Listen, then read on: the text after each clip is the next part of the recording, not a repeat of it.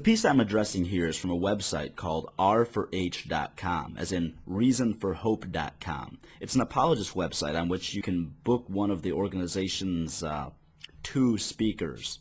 Of course, the homepage advertises that you can support them because their ministry appreciates your prayers, which request their Heavenly Father's aid, and they appreciate your financial support, which actually supports them. Now, I wonder which of those things they would prefer if you could only ask for one. Now, you can also waste $15 on a DVD series there called Debunked, which covers the topics shown here. I'm addressing the video that claims to debunk the absence of evidence for God. Because I don't want to be DMCA'd for including that video here, I've transcribed it and asked my lovely girlfriend to provide a voiceover for me to respond to. I could purchase the public license for that video for $14, but I'm not going to give a cent to this person. I think it's interesting for a website that calls itself a ministry to be only willing to allow its word to be spread if people purchase the right to share it.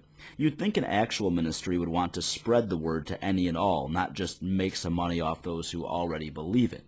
The site claims these videos are entertaining, fast-paced, and humorous. Also, that they're packed full of sound logic and biblical truth. I'll let you decide. Lots of people say there's no evidence for God. Because there isn't, especially not for any one particular God like that of the Bible. Well, we're going to knock that out in 3. We're going to have to keep it simple. Throw in the old 1-2 combo, get in, get out real quick, and let you fine folks chat about it, okay? I implore viewers to follow the link in the description to see the original for themselves. Most who pay attention will already see the strategy of this video, and probably the whole series. Speaking so rapidly that the listener's brain doesn't have time to detect the bullshit, brag about how right you are, throw in some scripture, and light your victory cigar before anyone gets a chance to realize how stupid the actual content is. Whenever you brag about how you're going to destroy a position or an opponent, whether it's before or after you do anything, it reeks of insecurity. Anyway, let's see. Punch 1. I'm going to call it the info uppercut.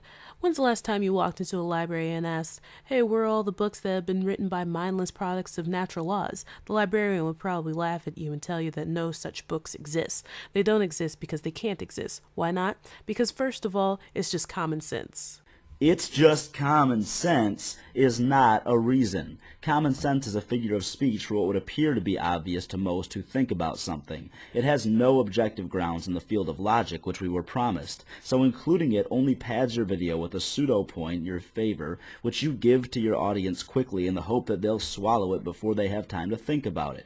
Now, get on with your painfully flawed analogy. I have things to do today. The words form the message in the books always originate from a person with a brain, or to say it a bit more scientifically, the message of the book, the purpose, comes to be understood by the orderly placement of the words designed in information. Information.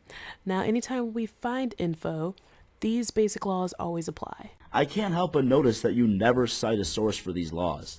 You later refer to them as laws of information science. I've never heard of those laws or even what information science is, so I looked it up. It turns out that information science isn't actually a branch of logic study or biology as this video makes it sound. The best definition I could find for actual information science is an interdisciplinary field primarily concerned with the analysis, collection, classification, manipulation, storage, retrieval, and dissemination of information. That definition comes from Merriam-Webster and American Heritage Dictionary. That thing I just did where I told you where the information comes from so you can check it for yourself, that's called citation. Try it sometime. The only sites I found concerning your version of information science were creation.com and bestbiblescience.org. Failing to cite your source and using information most popularly espoused by creationist websites kinda takes the muscle out of this info uppercut you promised earlier. Now, if I'm wrong on this issue, you can actually give me some credible source to cite the rest of this here. Feel free to correct me. I can't know since you don't cite your source, and an hour of research yielding nothing but content about actual information science didn't give me any insight. I did find a list of laws of information concerning real science, but they sure don't match your list of laws. Let's hear what yours are, by the way. Number 1, matter doesn't spontaneously produce information. Number 2, only a mental source, intelligence, can generate new creative information. In other words, just like those books that couldn't originate without a mind, neither could life. Why not, you ask? Because we know that DNA contains information, therefore the laws of information science apply, which means that information in DNA cannot have spontaneously generated, and that a mind is behind the information. Period. No exceptions. You're comparing inanimate printed words to genetic information that exists within DNA. You know these aren't the same things, right? Not all information takes the same form. Some information is binary, some is literary, some exists in radio waves or satellite projections. The pulses of energy in my brain, for example, inform my hand to slap my forehead when listening to your video. But that pulse is not the same as the information that DNA provides cells, nor is it the same form of information that is found in books. Look at it this way. The simplest form of life we know is an amoeba, and it contains as much information in its own DNA as 1,000 complete sets of Encyclopedia Britannica. So are we to believe that there is no way a message in a library book can spontaneously generate, but far more complicated messages in DNA that contains 1,000 times more information could have? Actually, you just said that an amoeba's DNA contains more information than 1,000 encyclopedia sets, and one entire set certainly contains more than one message, though you weren't specific about how you quantify a message, so your entire claim here is convoluted and riddled with inaccuracy. That, and your utter lack of citation, tend to give a rather pungent odor of bullshit. Not likely. You see, when it comes to life or anything else that contains information, the laws of information science confirm that the necessity of a created mind. And guess what? In the very first book of the Bible, it happens to mention that. In the beginning, God created. Bam! Uppercut lands on the chin. It perplexes me that you're so impressed with yourself for that deplorable excuse for an argument. I mentioned earlier that I did find one actual list of laws of information. They were given in reference to evolution, information theory, and thermodynamics by American educator Dick Hammond in 1985. None of them match your list, and I won't go through them all, but, well, you said Law 1 was matter doesn't spontaneously produce information. Hammond's actual first law is information, genetic or learned, exists in the arrangement of matter. Do you see why it's a bad idea to get your information from sources you're too embarrassed to cite?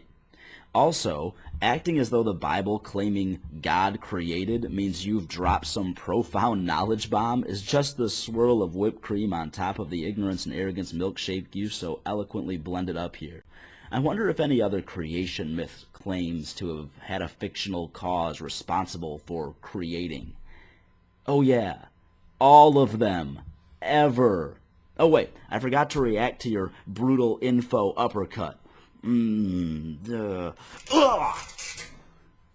And now here comes the indefensible head blow. We call this one the not a big bang bing swing, the KO to the claim there's no evidence for God, the law of causality's left hook of doom. Enough with your dumbass, pretentious, embarrassing attempts at boxing analogies. Declaring yourself victorious on a subject matter of argument before, during, and or after presentation is clearly filler that only serves to expose how much of a douchebag you are rather than actually advance your argument. It goes like this. Everything that had a beginning had a cause. The universe had a beginning, therefore the universe had a cause. It's humorous that you call this series debunked, because the first cause argument for God has been debunked so many times in so many ways that it's depressing you to even bring it up. Your entire premise is that everything in existence, including the universe itself, must have a cause, and therefore something must have caused the Big Bang.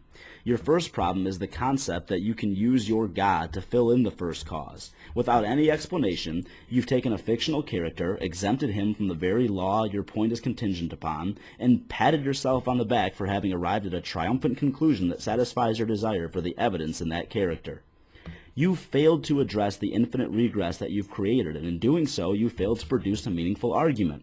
What if I said that Peter Pan caused the existence of the universe because everything needs a first cause except for Peter Pan, therefore he must have caused it? Well, are you ready to deconvert from Christianity and join the Lost Boys yet? Next, you completely strawman the Big Bang Theory.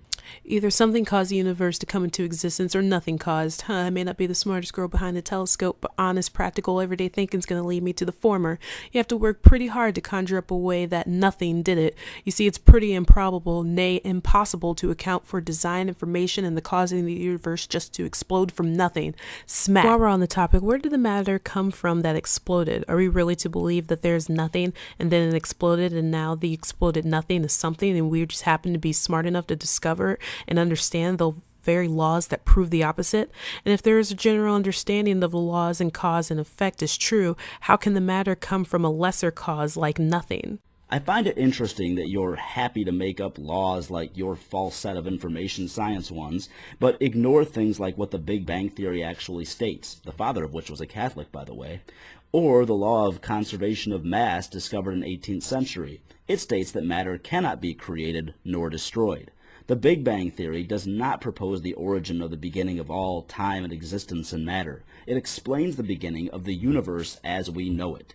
It's as far back as our knowledge can currently possibly reach. What happened before that, it's impossible for us to know right now. And rather than make up a fictitious answer, call it knowledge, and justify it with faith, reasonable people place it under the umbrella of "I don't know," until circumstances arrive that may change that. Now for some parting words from our sponsor, the Bible. That's not your sponsor. People you were begging for donations from and those gullible enough to buy this shit from you are your sponsors. It tells us that in Romans 1:20 that since the creation of the world, that God's invisible attributes are clearly seen, being understood by the things that are made, even his internal power and Godhead, so they are without excuse. But it also says that people actually know the truth, but they reject it, which explains why even though there is overwhelming evidence that there is a God, evidence won't convince the unwilling. Sad but true. Claiming that something invisible is clearly seen is a contradiction.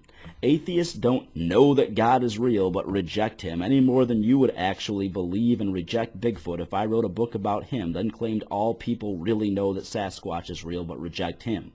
A book claiming things about all people doesn't make that thing true. If you're going to claim there's overwhelming evidence for your God, that's fine, but I have a better course of action for you to take than misrepresenting actual science, seeking guidance from biased sources, strawmanning actual scientific theories, ignoring actual scientific laws, and citing the Bible as your only real source.